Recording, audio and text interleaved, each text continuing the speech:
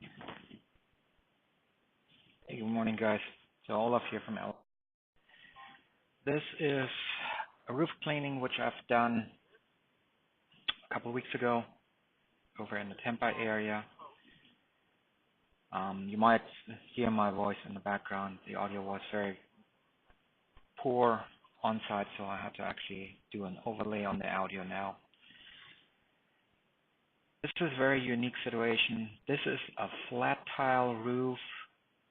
It's a natural concrete, so it's not treated at all.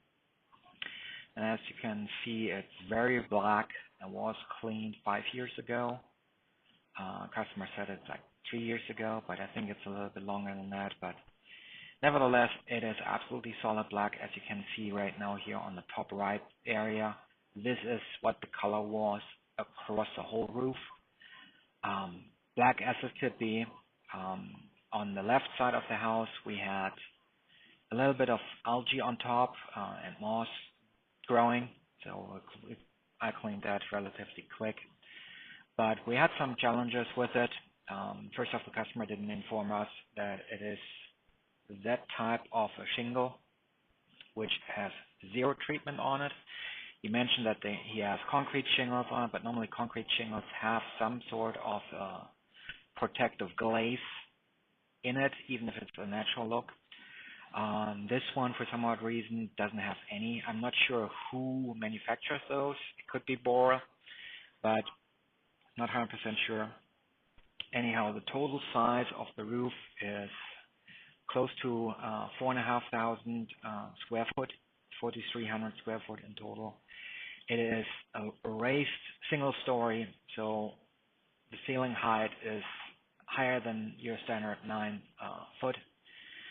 So you definitely need a ladder everywhere around it to actually see what you're doing. So I'm standing right now on an 8-foot ladder so that I actually see what I'm spraying on. Right now I'm just using my garden hose and just washing down the chemical which already worked its way through the concrete. And I had to respray twice, and in certain areas even 3 times, my SH mixture on it.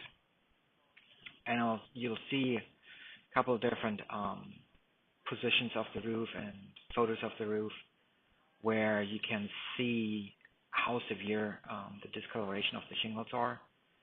The job in total took us 3 days to clean, start to finish, due to the weather.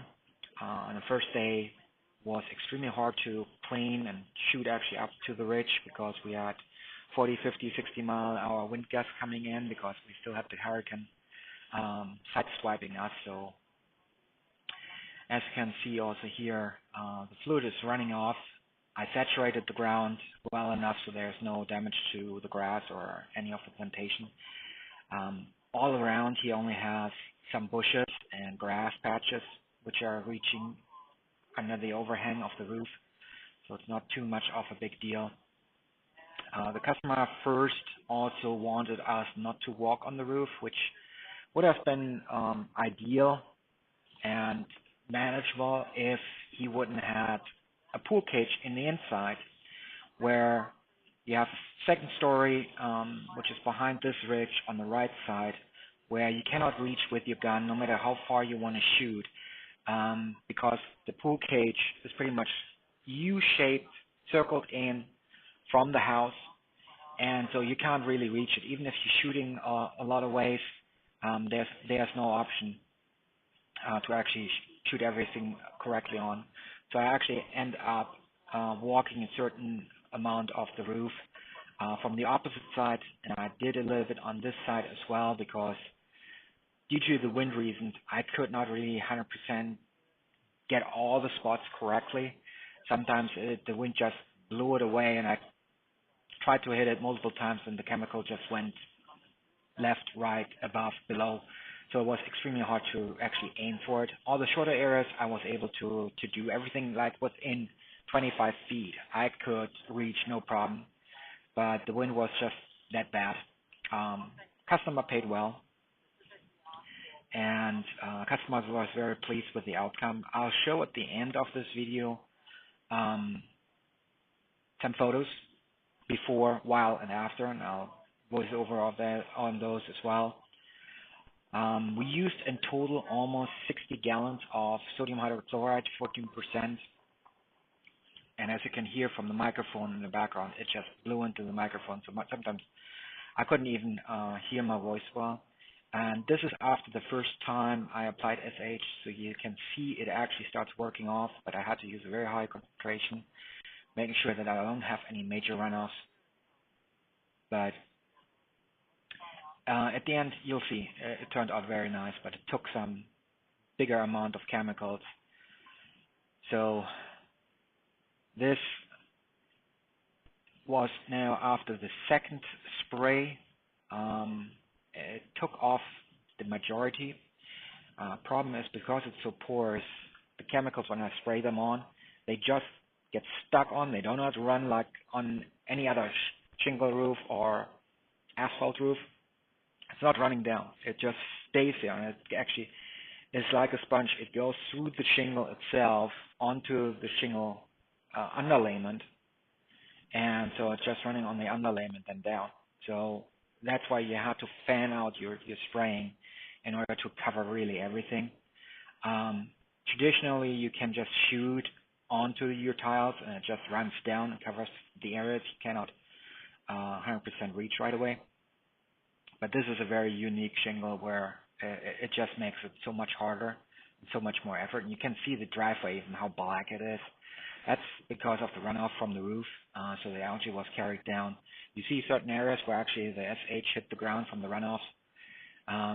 There's plenty of water running down there where I'm standing right now. Normally I park my car there, sometimes in the front area, depending on the hoses. 200 feet of hose with me, and it was still short.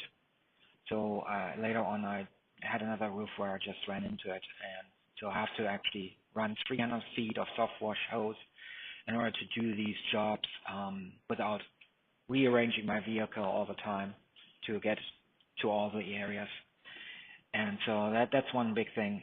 When you do pressure washing and soft washing, make sure that your hoses are long enough for the jobs. Always expect that you park your vehicle on the street and you're not allowed to park on campus, so to speak, on the property itself. This customer was very, very friendly, very kind, and let me park wherever I wanted to. He assisted me, and later on he even said, hey, I see you can't reach that, so you're more than welcome to walk on the roof. I originally asked you not to walk on the roof, but by looking at what you're doing and seeing how of a challenge it is, you're more than welcome. And so on the other side of the roof, and here I'm talking actually to the camera, and as you can see, there's no sound whatsoever. So right now I'm talking about the challenge I've ran into, where the roof was just absorbing like a sponge my SH mix, and I had the SH mix 50-50, so 8%, 9% sodium hydrochloride actually hitting the roof. And later on, when I actually walked on the roof, I applied pure SH, not even diluted water down, to get the effectiveness quickly onto it, because it was so dirty, so infested with black mold. Never have seen a roof like that, and I'm doing that since years. And so, as you can see, it's a very nice neighborhood. In the background, you see another roof there on the top right. Same type of shingle, very spongy. It's a very richy neighborhood. Most roofs there are 8,000, 9,000, up to 12,000 square foot. Most are just single story, some are two-story. So this is now on the second day, where you can actually see, after applying twice and waiting 24 hours, the final effect is now really clearly visible, where you can see it took all that out. But as you can see, there are certain streaks where the black algae still is. You see one shingle which was replaced there. I offered that to the customer as well, but he said he has a friend of his which actually does it for him, so I didn't have to worry about that. But yeah, that's when I actually talked to the customer and said, hey, can I walk on it? Because as you can see, I can't hit it all. I just applying way too many chemicals on it to get the runoff effect, and it just gets absorbed like a sponge. And that's when he actually agreed with it. So I used actually my spray wand. This is still my intermediate gun I used there to actually get the higher areas with the higher pressure to get the water runoffs. I had hoses all over the place. I had the soft wash, garden hose to wash it down. I used the highest pressure hose with a low percentage of chemical just to have these two tanks, as you can see, each 15 gallons pure SH I applied then and faded it on with mist. With that, I got very effective. Problem what I encountered right away is that the second hose I have, which is a shorter 50-foot hose, has a cheaper rubber in it. So that was starting to get eaten up, and in the gun, all the brass parts and the steel parts got eaten up and rusted and washed down. The wand itself never produced any rust whatsoever running out of the tubes. There you see my 45-degree adjustable spray nozzle adapter, a quick connect adapter. This way I can actually use my wand to reach over to a second story without actually climbing on it. And actually when I walked on the roof, I could use that to reach certain areas where it was slippery. That's another thing. General liability is a big thing if you want to do roof cleaning on a professional scale, where you might have to walk on it. Like I had another customer in Lakeland where it was a steel roof. I had to walk on it. It was not easy to reach. And I slipped and slided because he had solar panels there and wasn't clean in years. So make sure you have your general liability. Yes, it is expensive, but yes, it saves yourself big trouble if there is something happening because you're walking on the roof. So as you can see, another trick I learned with this type of shingle, and only with this one, is pre-wetting the shingle system so that there is actually water already in the shingle, and so that when you hit it with your sodium hydrochloride, that it does just not run through the shingle, so it actually stays in it, is being trapped and being stopped by the water in the shingle itself. This was the third day actually when I was doing the final and got all that clean in one day, and I learned a lot on this job for this type of shingle. And you can see that right now I'm just spraying the water, and this is just water on it with the garden hose. So I had nice high pressure. It turned out that he had a well pump, and whenever I used for a couple of hours, his well pump water pressure dropped. So this was early in the morning when I started doing it. It was like 10 a.m. in the morning, and so I had very nice pressure. So then I looked at it and talked with him because he was home, and he said, yeah, I have a well pump filling a tank. I said, oh, that explains why. When I work actually like 2 hours with water, that the water pressure is significantly dropping.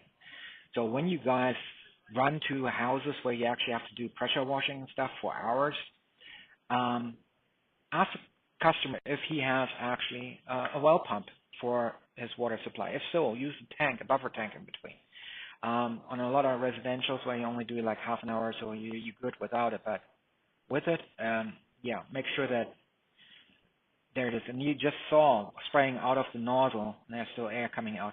There was some very black fluid shooting out. That is rust mixed into the tip. A couple of times I had to actually take the tip out and just clean it out. So I changed out my gun later on into a PVC one. I'll show you guys. I have two PVC guns now. Removed all the metal in the whole path because of that chemical being so aggressive and just eating up. Even it's stainless steel, most of it inside, and brass. And if you do it every day, you might be able to get away, but over time you just harm your equipment. And those guns, when extension rods, they're expensive. I think that gun alone, as is, with the extension piece and quick connects and all that, is like $120 or so. So, and now you can see that I'm spraying on, and you see that the low pressure is there right now. That's because the wind was one problem. The other problem was I still had air in the hose. And so when I sprayed it, I said, oh, what's going on?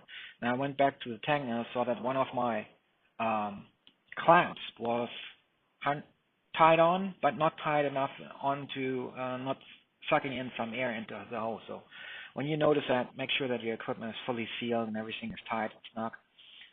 So I changed there a couple of things around too. I'll show you guys a nice review about it later on. But as you can see, when I spray it on, there's nothing running. There's no fluid running down like on a typical roof, either it's a glazed shingle or a natural clay or asphalt. It starts running because it can't run through it. Here you see very, very minor fluid runoff, like I hit on the top of the shingle and it just runs to the bottom of the shingle and that's it. It doesn't run further. And so that's part of the big problem I encountered with this shingle. So now I moved the ladder further to the side just to get a nice overview. And as you can see, even with 80 psi and pretty much 3-4 gallons a minute, I cannot reach the whole top end of the roof. This roof stretch is close to 40 feet long. So I have to end up actually walking on the top area to clean that.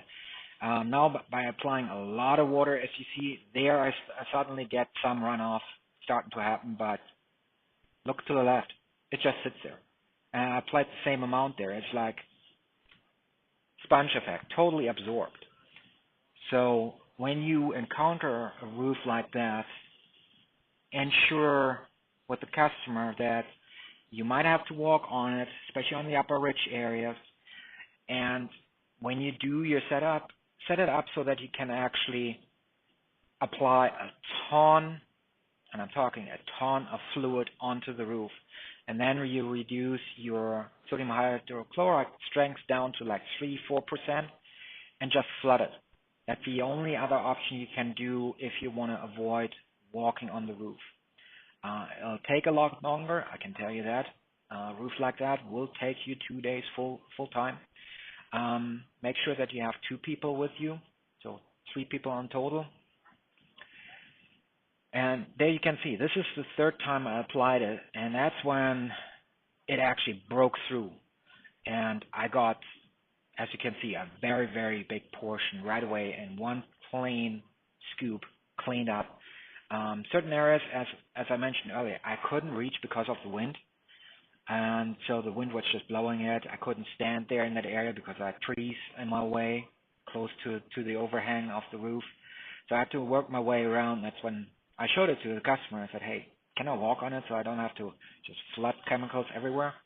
And he said, and because of the inside, he said, yeah, I see what you're doing. You're very careful.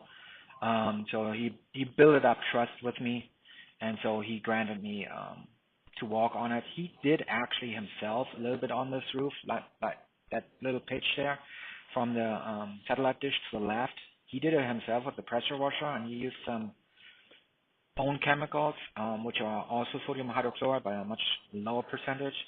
And he said, I applied it for 4 months ago, and now I'm seeing already it start hazing again. And I said, yeah, you can seal these, but a sealant costs you a ton of money. This roof sealed cost you around $15,000, labor and material together. Because the roof is so old, he said, I might just replace the whole roof and just call it done and whatnot. I said, if you want to wait for a hurricane to get some damage on it, and then you just run it through your claims so that you get a better compensation.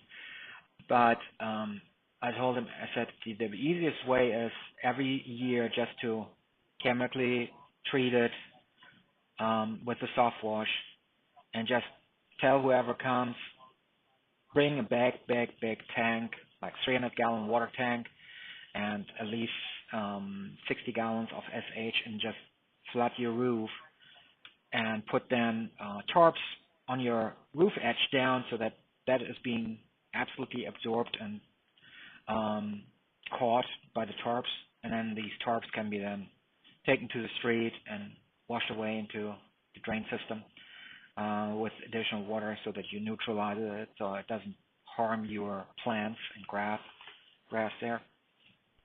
And the other thing was with this house is it's very stretched out because it's only one story and it's built as a big U shape. When I park my car in the front driveway, and you'll see it in the photos a little bit later, the 175, 195 feet of hose just barely reach to the end. So that's why I'm saying make sure you have your hoses all together and have at least 300 feet with you.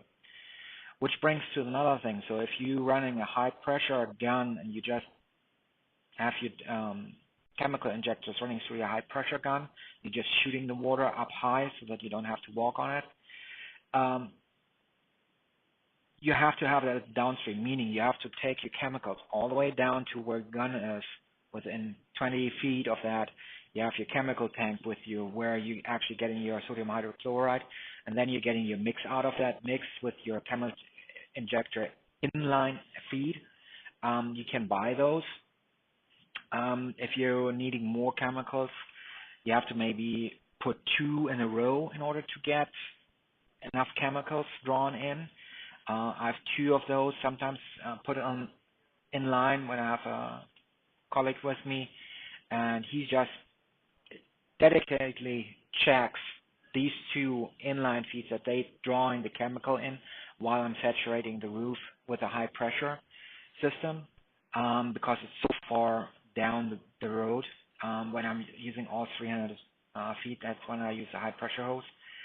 But now I changed my soft wash rig to also have a 300 foot hose on it. Before I had only 100 feet on. And this was the first house where I encountered I needed way more than even 200. So that's when I actually bought the equipment and just set it up. I'll show you guys later on a nice video about that equipment. It's very compact. It fits even in a car, in the truck. So I have a Dodge Magnum, so it fits even in there. You saw the 2 tanks before, and so these 2 tanks are the ones which I use. And so the first tank is normally with a sodium hydrochloride full, which is 15 gallons capacity holding, and the rear is filled with pure water. And that has also my surfactant in to slow down then the runoff. On this one, I used also some surfactant, a lot more than normal.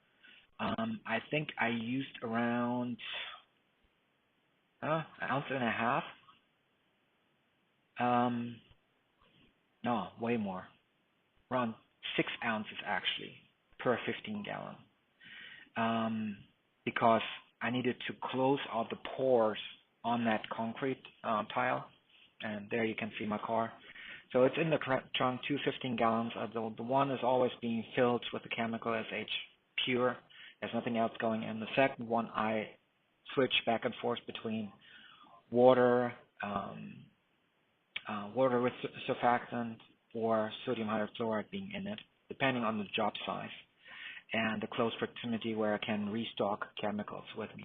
I do not like to carry too much chemicals with me right away because I have the situation, I run it as a commercial, and DOT is cracking down more and more on hazard materials. Per law, you can only carry 8 gallons of sodium hydrochloride in your vehicle without being placarded. So I'm reaching over that. So I'm already in the phase where I'm actually prepping myself to have placards for the trailer and have my hazard license and CDL and appropriate adjusted. And right now you see me pointing out with the finger where I couldn't reach. So that's when I finally then walked on the roof. But make sure that when you do that, something like that, avoid to walk on the roof. Here you see the photos, before, while, and after. This is before, totally black. It's unbelievably black. This was after the first day. As you can see now, you see that the front area, the top area, and the big area next to the entrance, I was able to get very well hidden. And this is a close-up. You see just one spray on it, how it is actually just droplets just running in, and it's not washing down. This is the final at the third day when I got it done. So if you guys liked this video, please thumb up, leave comments below, Thanks for watching, guys, and have a blessed day.